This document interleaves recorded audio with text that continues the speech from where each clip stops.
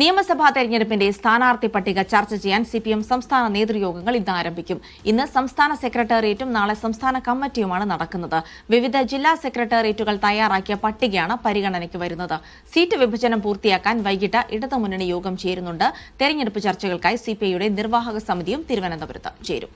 Safe സൈലാബ്ദീൻ വിവരങ്ങൾ നൽകും. Safe, അങ്ങനെ സിപിഎമ്മിന്റെ നേതൃയോഗങ്ങൾ പുരോഗമിക്കുന്നു എന്നുള്ളതാണ്. ഇടതുമുന്നണി യോഗങ്ങളുമുണ്ട്. അപ്പോൾ സ്ഥാനാർത്ഥികളുമായി ബന്ധപ്പെട്ടുള്ള എല്ലാ ചർച്ചകളും ഈ യോഗത്തിൽ ഉണ്ടാകും. അങ്ങനെയാണെങ്കിൽ വളരെ പെട്ടെന്ന് തന്നെ ഒരു അന്തിമ തീരുമാനത്തിലേക്കും എത്തും.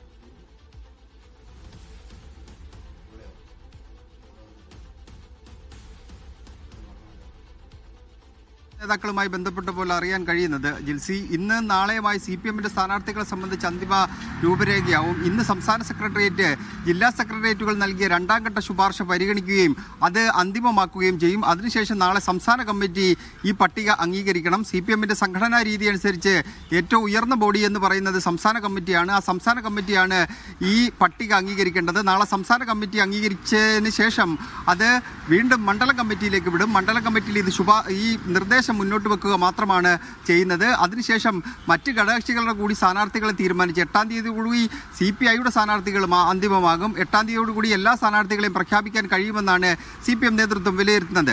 ജില്ലാ സെക്രട്ടേറിയറ്റുകൾക്ക് രണ്ടാം ഘട്ട ശുപാർശ നൽകാൻ വേണ്ടി ആദ്യഘട്ടത്തിലുള്ള ചർച്ച നടത്തി സംസ്ഥാന സെക്രട്ടേറിയറ്റ് തന്നെ ചില നിർദ്ദേശങ്ങൾ മുന്നോട്ട് വെച്ചിരുന്നു. ചിലയിടങ്ങളിൽ മാറ്റം വേണമെന്നുള്ളതായിരുന്നു സംസ്ഥാന സെക്രട്ടേറിയറ്റ് ആവശ്യപ്പെട്ടത്. ഒന്ന്, തൃപ്പൂണിത്തുറയിൽ വൈപ്പിൻ MLA KN ഉണ്ണികൃഷ്ണനെ മത്സരിപ്പിക്കണമെന്നുള്ള ശുപാർശയാണ് മുന്നോട്ട് വെച്ചത്. അതുപോലെ തന്നെ പ്രധാനപ്പെട്ട സ്ഥലങ്ങളിൽ പേരാവൂരിൽ KK ശൈലജ മത്സരിക്കണമെന്ന ആവശ്യം മുന്നോട്ട് വെച്ചു. പ്രധാനപ്പെട്ട സ്ഥലങ്ങളിൽ സമാനമായ രീതിയിലുള്ള നിർദ്ദേശങ്ങളാണ് മുന്നോട്ട് വന്നിരിക്കുന്നത്.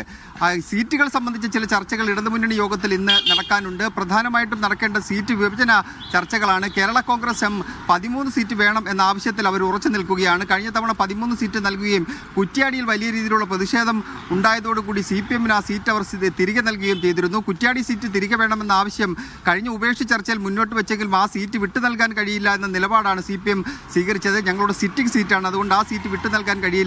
ഒരു ഘടകകക്ഷികൾക്കും പുതുതായി കൂടുതൽ സീറ്റുകൾ നൽകുന്നില്ല എന്ന കാര്യവും കേരള കോൺഗ്രസ് എമ്മിനെ ഓർമ്മിപ്പിച്ചു. പക്ഷേ 13 സീറ്റ് കിട്ടിയേ മതിയാകൂ എന്ന നിലപാടിൽ കേരള കോൺഗ്രസ് എം ഉറച്ചു നിൽക്കുകയാണ്.